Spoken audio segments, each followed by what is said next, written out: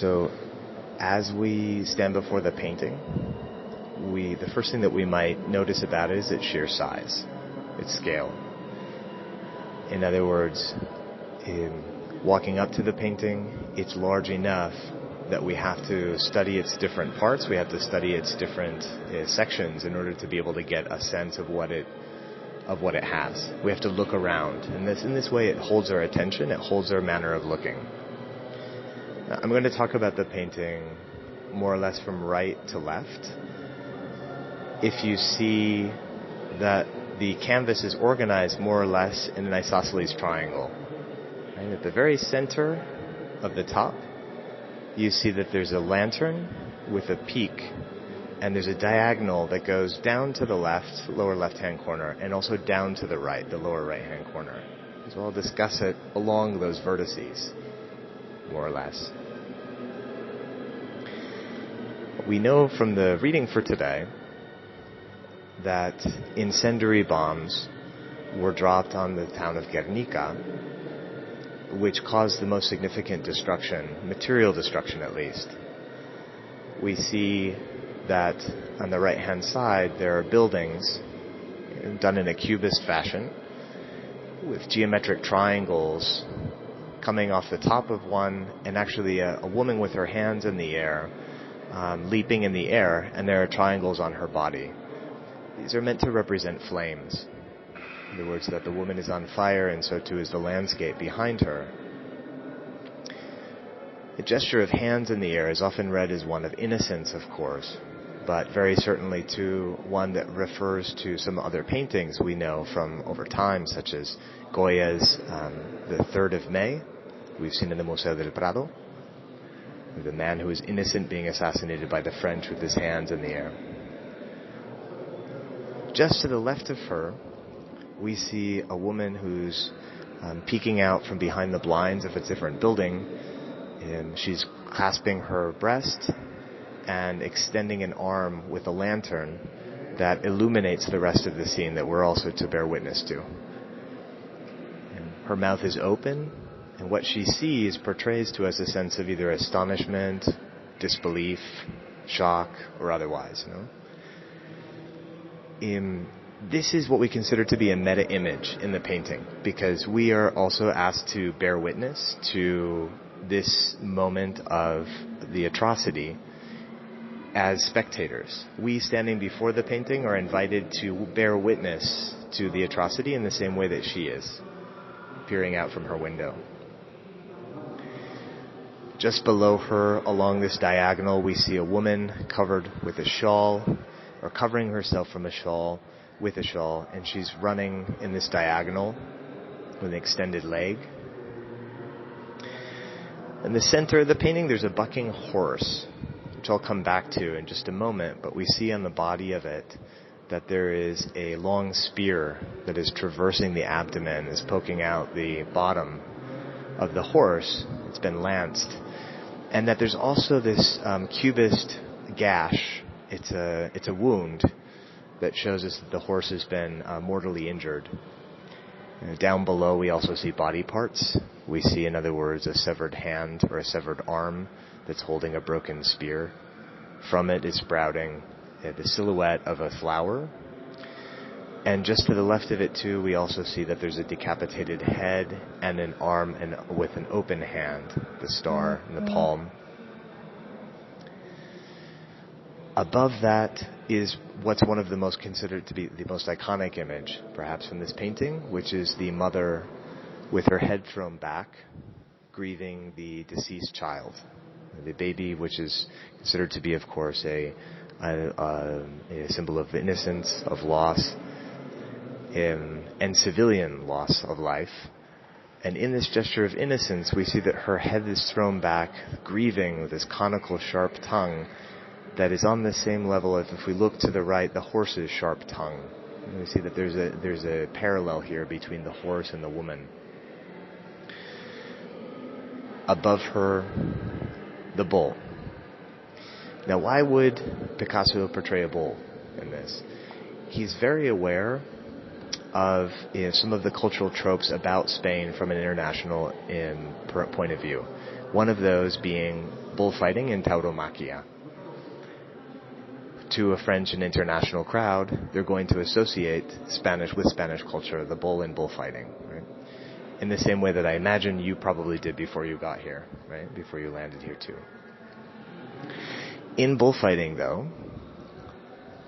the bull, which symbolizes death, is overcome, it is toreado, and it is ultimately vanquished. It is killed. And on the right-hand side, the horse, usually the picador, is on horseback, as one of the stages of bullfighting, has been lanced instead with the picador's own lance, with the spear. In other words, something terrible has gone wrong here, and the innocent, which is the horse, has been speared. And the bull, which should be the one that is ultimately the symbol of death overcome, is bucking free. And we see that very clearly by the volcanic-like image of the tail that's rising up like smoke, almost like smoke, right? It's bucking wildly, frenetically. So there's an inversion of roles here, where the innocent and the civilian role, or the civilians themselves, are those who are suffering the atrocity. Guernica, as we know, had absolutely no military significance whatsoever. It was bombed by order of Franco in collaboration with Nazi troops or Nazi planes as a favor from Hitler's Germany to Franco's nationalist cause. And it was bombed specifically to demoralize a population that had largely been in favor of the Republic. It was bombed also as a city to test German technology prior to World War II. If we take a look then too in the sky, we see the flash, this light bulb. We might wonder if this is a flash in the sky, if this is itself not the bombs that are flashing as they're falling. In other words, that the play on words here, the double between bombilla and bomb, bombilla, light bulb, and bomb, and the electric flash that we see in the sky is one that resembles a flickering of a switch. And just to the left of it, too, we also see a bird with its beak open. A bird that could represent, if we understand the flashes in the sky, then the sound or the shrill of the bombs as they're falling. And here we have in a cubist language an abstraction that tells us sound and sight. One final feature, if we take a look at all in the corners, we see that we're curiously in an interior space. We are inside a space, even though we are outside. You see this right in the corners? It might remind us then of the kind of the bomb shelter itself, the actual technology of the bombs that had incendiary bombs fall, but also secondary bombs that were aimed to drop to able to dig a hole ultimately, or by impact and explosion create a hole such that people were driven above ground and then later gunned down. And so here we have a sense of a kind of claustrophobia of inside and outside, right? This outside that is once boxed in the inside. Okay, all of this combined, Picasso received the news of the bombing of Guernica through the media, later through newsreels, but mostly through photography in the press. In fact, much of the press that he received was what we today would consider to be sensationalist, or perhaps showed a little bit too much. We see that in the press coverage, we not only see the material destruction, but there were also images of body parts, a deceased child, and so on, which is traceable to the photo images that reached the international press about the bombing of Guernica. If we take that into consideration, we might be inclined then to see this painting in black and white as a reflection about mediation. That the very brute character of the animals and their animality, and the human and their own animality, and the atrocity of the bombing itself is a crime against humanity, right? One that is animalesque. That the image that he's created is one that holds our attention and allows us to be able to bear witness to the atrocity in a way that would otherwise, if we see two real images that are not an abstraction, that are not cubist, we would be more inclined to look away. In other words, what the artwork achieves by abstraction in the cubist language is it holds our attention, has us study the painting, and therefore also it potentially opens the door for us to witness this event through imagination, through experience, but also in a way that the news press cannot, because we're inclined to look away from the real. Right? Because culturally, we would rather not see the atrocity of war.